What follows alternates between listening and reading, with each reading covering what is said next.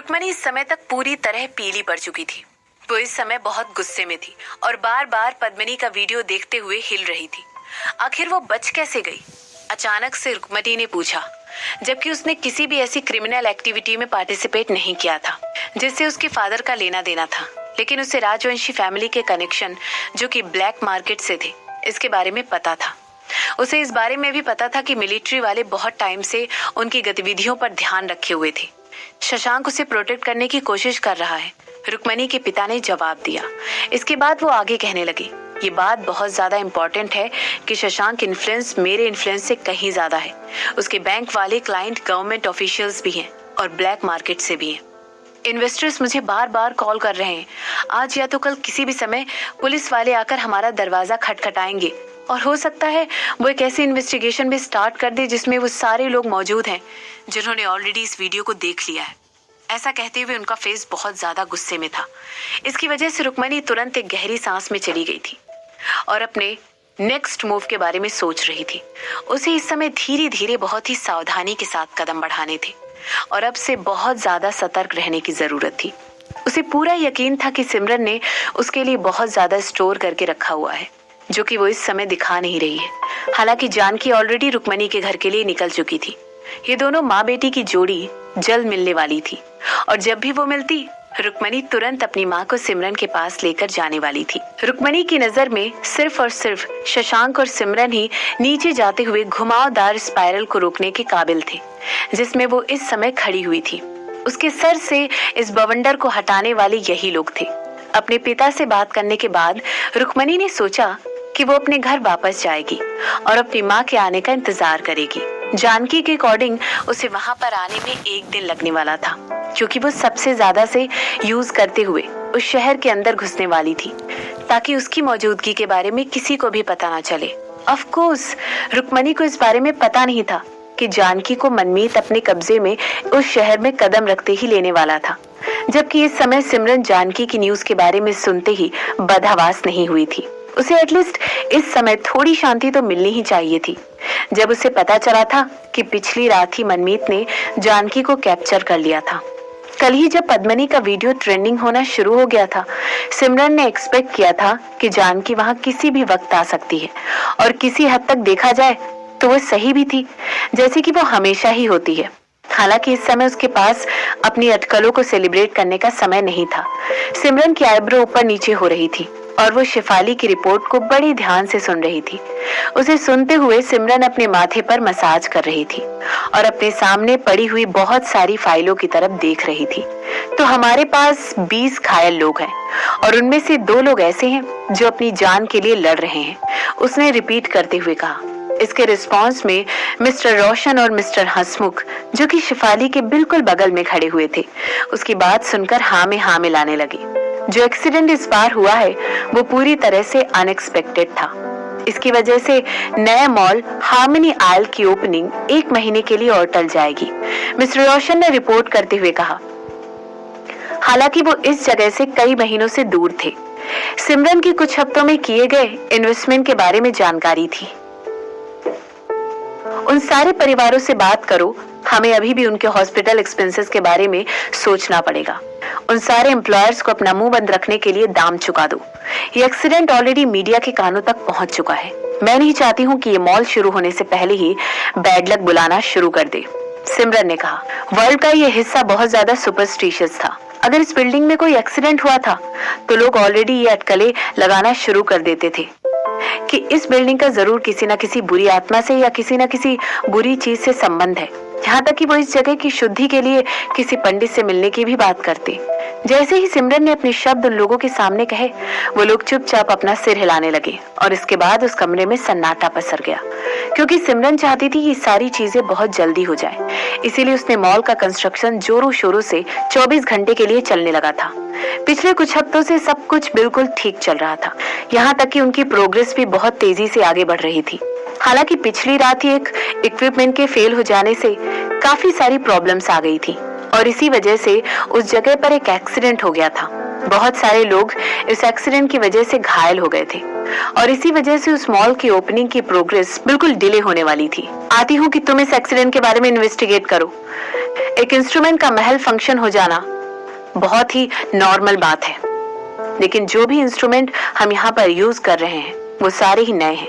एक इंस्ट्रूमेंट का mall function हो जाना बहुत ही नॉर्मल बात है, लेकिन जो भी इंस्ट्रूमेंट हम यूज कर रहे हैं वो सारे ही नए हैं। इस तरह का अचानक से मॉल फंक्शन हो जाना, ये सब तो बिल्कुल विश्वास करने लायक ही नहीं है। सिमरन ने अपनी बात को आगे बढ़ाते हुए कहा। इसके बाद मिस्टर हसमुख ने सिमरन की बात सुनते ही अपने जवाब में कहा, मैंने ऑलरेडी किसी से कहकर इस बारे में इन्वेस्टिगेशन स्टार्ट करवा दी है। इस समय उनके चेहरे पर बहुत ज्यादा सीरियस एक्सप्रेशन थे और वो सिमरन की तरफ देखकर उससे एक जवाब की उम्मीद कर रहे थे।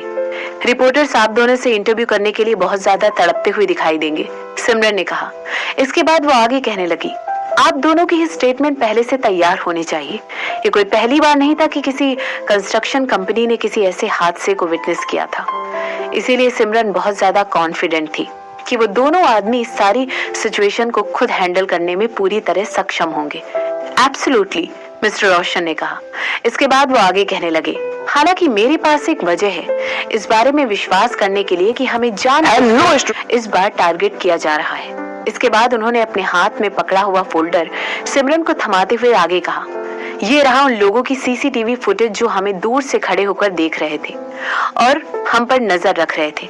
मिस्टर रोशन ने सिमरन से ये बात कही थी और सिमरन ऑलरेडी उस फोल्डर के अंदर रखे हुए फोटो उसको एग्जामिन करने लगी थी। तो आपको लगता है कि कोई चाहता है कि हम इस मॉल की ओपनिंग को डिले कर दे? ऐसा कहते हुए सिमरन ने कंफ्यूज होकर अपनी आईब्रो उठा ली थी। ये पॉसिबल हो सकता है, मिस्टर रोशन ने जवाब देते हुए कहा। इसके बाद वो आगे कहने लगे, ऑफ कोर्स, इस समय मेरे पास इस बात का कोई प्रूफ नहीं है। मेरे पास बस यही सीसीटीवी इमेज है। इसके अलावा हमें अभी भी इन्वेस्टिगेशन के रिजल्ट के आने का इंतजार करना होगा। मुझे इस बारे में देखने दो, सिमरन ने जवाब दिया। इसके बाद वो आगे कहने लगी, इस समय हमारे वर्कर्स के बारे में सोचो। मैं नहीं चाहती हूँ कि लोग हमारी कंपनी के बारे में और हमारे बारे में अफवाहें फैलाते फिरे। एक कंपनी के तौर पे जिसके अभी भी यहाँ पर कोई सॉलिड फुटिंग नहीं है। ये बात बिल्कुल नॉर्मल है कि सिमरन अभी भी उदयपुर के कस्टम और बिलीफ के बारे में चिंता कर रही थी। हालांकि उदयपुर में काफी लोग वेस्टर्न कल्चर फॉलो करने लगे थे और काफी लोग बाहर की सिटी से भी और वेस्टर्न कल्चर से भी इन्फ्लुएंस होने लगे थे, लेकिन अभी भी कुछ ऐसे लोग थे जिनके लिए बाहर के कल्चर से ज्यादा इंडिया का कल्चर इम्पोर्टेंट था और वो राजस्थान के कुछ कस्टम्स को अभी तक फॉलो करते थे। अगर ये सब कुछ पहले से प्लान किया गया था तो मुझे कोई सरप्राइज नहीं होगा कि उन लोगों ने हमारी कंपनी में अपना एक जासूस भी लगा रखा होगा। ऐसा कहते हुए सिमरन अपनी चेयर में पीछे की तरफ टेक लगाकर बैठ गई। इसके बाद वो आगे कहने लगी, एक लॉ सूट और बहुत सारे पैसों की चोरी हो जाना इस एक्सीडेंट के दो सबसे पॉसिबल आउटकम है। तुम्हारे दिमाग में इस समय चल क्या रहा है? मिस्टर रोशन ने पूछा। उन्हें इस तरह सिमरन से उसके प्लान्स के बारे में पूछने की आदत थी। आखिरकार उन्होंने उसके बिजनेस करने के तरीके को काफी सालों से देख रखा था। वो उसे अच्छी तरह जानते थे। उन्हें पूरा कॉन्फिडेंस था कि सिमरन इस सिंपल सिचुएशन को बहुत ही अच्छी तरीके से हैंडल कर लेगी, क्योंकि वो इससे भी ज्यादा भयंकर स्कीम्स को पहले हैंडल कर चुकी है। मेरे पास कोई प्लान नहीं है, सिमरन ने जवाब दिया। इस समय उसके पास कोई फैक्ट्स नहीं थे और बिना किसी प्रॉपर इंफॉर्मेशन के वो कुछ भी रिस्क लेने के लिए इच्छुक नहीं थे। मैं बिना गोलियों की कोई लड़ाई नहीं लड़ना चाहती हूँ, सिमरन ने कहा। इसके बाद वो आगे कहने लगी, इन्वेस्टिगेट करो। मुझे आज के आज ये तहकीकात पूरी चाहिए। उन दोनों आदमियों ने सिमरन की हाँ में हाँ मिलाते हुए सिमरन को अपनी सीट से उठते हुए देखा। इस समय हम लोगों को चलकर इन्वेस्टर से बात करनी चाहिए। ऐसा कहते हुए सिमरन के चेहरे पर एक स्माइल आ गई और उसने अपने ब्लू पैंट सूट को ठीक किया। इसके बाद वो आगे कहने लगी, किसी ने मेरे पीछे चाले चलने की हिम्मत की है। जेंटलमैन, मुझे लगता है मुझे अपने नाखूनों को कई बार दिखाना पड़ेगा और लोगों को ये याद दिलाना पड़ेगा कि उन्हें किससे डर कर रहना चाहिए। शेफाली और वो दोनों आदमी सिमरन की बात सुनकर सिर्फ अपना सर हिला रहे थे और आह भर रहे थे। जैसे ही उन लोगों ने देखा कि सिमरन स्माइल कर रही है, उन्हें ओल्ड इस बात का पता चला था कि सिमरन को एक आइडिया लग चुका है कि इन सब के पीछे कौन था। हालांकि वो अभी भी बहुत संभल कर चल रही थी और इतनी आसानी से किसी कंक्लूजन पर कूदना नहीं चाहती थी। सिमरन चाहती थी कि वो पहले इस बात की पुष्टि कर ले कि वो बिल्कुल सही है और ये सब कुछ वो अपने प्लान बनाने के पहले करना चाहती थी।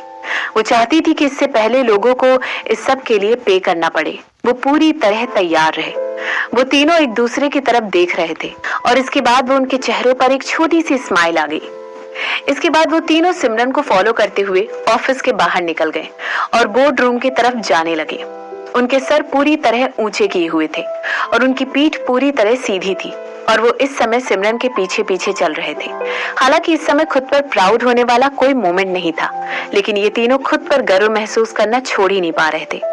इस तरह की सिचुएशन में हमेशा उन तीनों को ऐसा लगता था कि सिमरन के साथ काम करना उन तीनों के लिए ही एक बहुत ही अच्छी अपॉर्चुनिटी थी जो किसी भी इंसान को इस इंडस्ट्री में मिलती। वो तीनों ही बहुत ज्यादा लकी थे कि उन तीनों को ये अपॉर्चुनिटी मिली थी।